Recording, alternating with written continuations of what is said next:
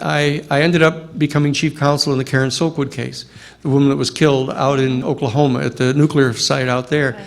And during our investigations of that, we discovered that 98 pounds of bomb-grade plutonium were being smuggled out of the Kerr-McGee nuclear facility, the reprocessing plant.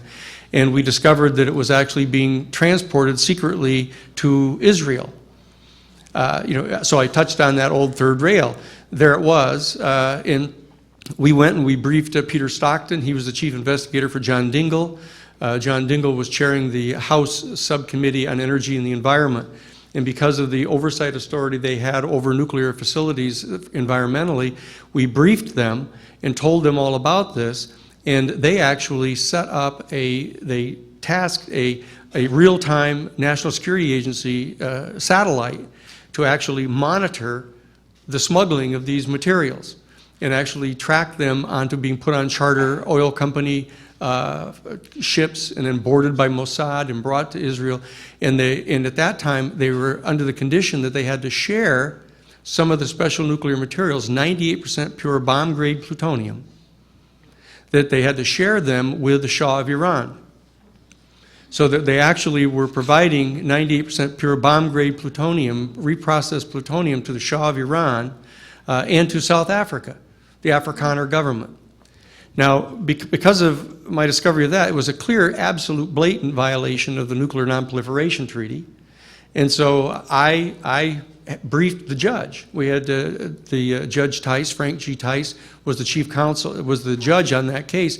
I provided a memorandum to him, an affidavit to him explaining the whole thing. And the following Monday, he contacted me and said the Central Intelligence Agency had contacted him and wanted to have an in-camera ex parte meeting with him. And he met with them and immediately dismissed one of the counts in our case, in the Karen Silkwood case, her death on the highway.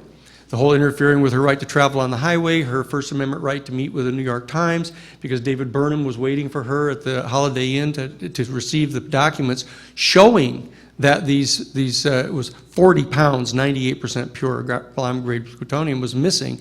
And when we gave that information to the congressman, nobody ever talked about it after that.